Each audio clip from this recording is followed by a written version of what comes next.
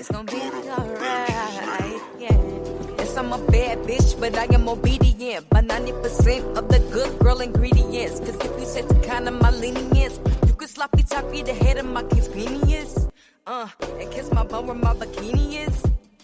And look, I ain't interested in how to flex. When you run up a check, you pay me in my respect. And we'll be okie dokie, artichoke.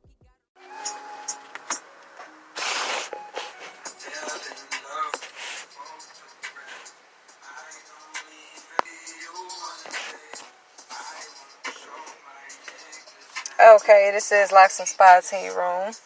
This is your host, Soli, and I'm here with my guest star, Van Pros, ladies and gentlemen. I'm super petty. Okay, so today's subject, we are going to talk about what does it take to successfully co-parent. So, my first question is, considering how long, oh my gosh, I'm trying to read this stuff in here. Let me freestyle. Since things aren't traditionally the way they used to be, as far as structured in the households, both parents being in, as far as the majority go, what do you think are some main factors that is very important so that the co-parenting can be successful? Communication.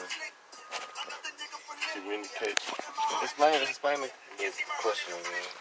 Okay, so I'm saying, like, what do you think are some main, like, the most important things that you have to dedicate yourself to, basically, when you are co-parenting, to make sure that there's still peace and that things run smooth?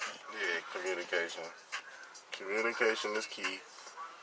You should most definitely compromise on anything that got to do with the child. What I say, like what I think. Right. It takes a village to really raise a child. You know what I'm saying? One person can't do it. I agree on that.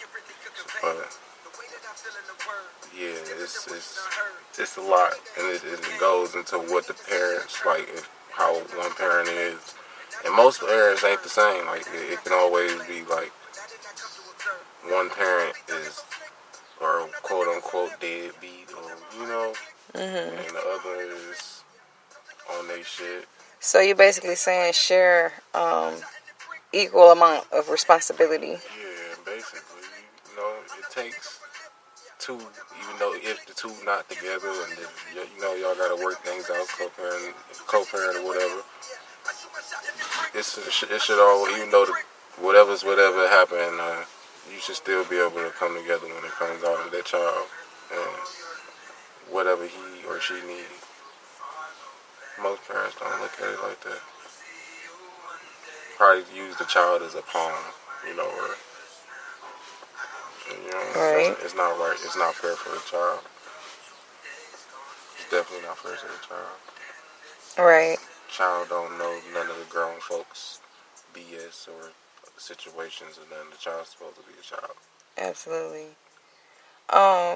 Okay, so my next question is, just growing up, as of course we've all been children, what are some things that you experienced that you apply with your parenting, within your parenting skills that you probably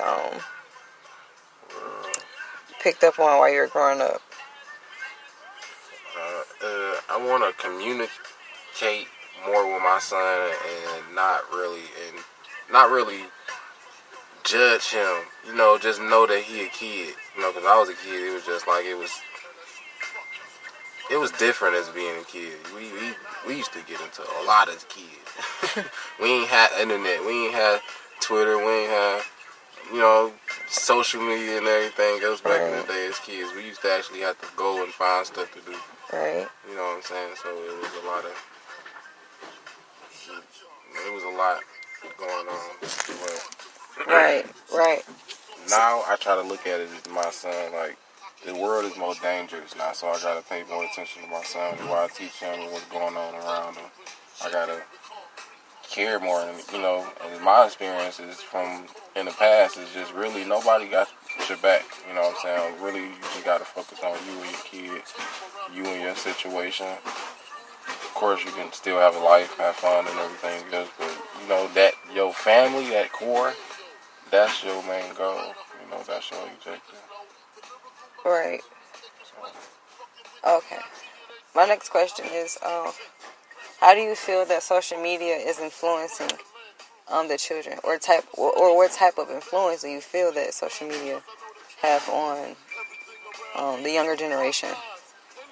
Some some good, some bad as far as social media because the kids we don't know what. Some parents don't really pay attention to what kids doing as far as like on their phones or on their iPads and stuff, tablets.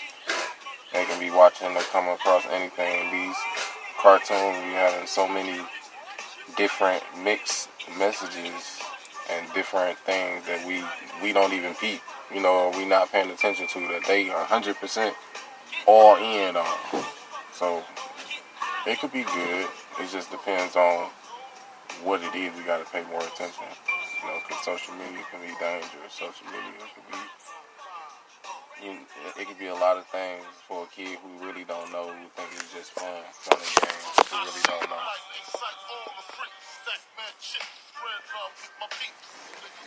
Okay. So you think that, well, actually, I am designing a curriculum for children. And a lot of times I like to see, or when I come across parents who, want to, how do I say it, they want what their child is being around to be more so monitored. You know what I'm saying? So, it's something that you think, like, being implemented into a curriculum, do you think that it'll be good so that people, or that the children will know, like, how dangerous the internet can be? Like, internet awareness and stuff like that? Or, okay. And that's why most parents should have blocks or, you know, to really set because they got ways that you can set your iPads and all that stuff up for you.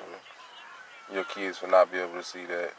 But you never know, like some of these cartoons and stuff that YouTube and like everything else, like they be having like these cartoons that have like these probably deadly signs or signals or whatever it can be. You don't know what influence our kids on YouTube. Right. Or whatever our kids go. My son usually go to YouTube. That's his thing, YouTube. Right. And you find different things to get into, different stuff to watch.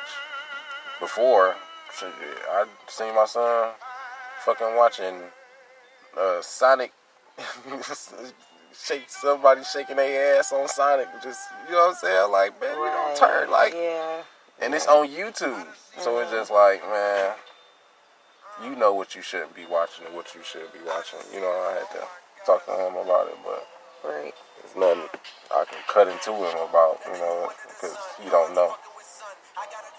He just going across different things, you know what I'm saying? Exactly. So it's all about what he's being exposed to, or what's available for him to see. Right. Okay. Yep, and then that's another thing that I honestly think is very important too, is monitoring what children are exposed to. So my next question is, what are some of the things that you believe the children in this new generation is getting exposed to more quickly than we did? Growing up. Yeah. Growing up. Like some parents now, they don't give a fuck about what they do in front of their kids. They don't give a fuck they don't think about it. You know what I'm saying? They don't think what affect the kid for real. And that can be dangerous. Like, these kids out here cussing, they know how to do a whole bunch of shit like adults. You know what I'm saying? That's, you know, shit, something like how we was. We wanted to be adults and everything so bad. It ain't all that golden. We was always told it's not that golden. It's not this, and it's not what we think. Like, Right. we just seen the fun part. And in what It ways? can be. It can go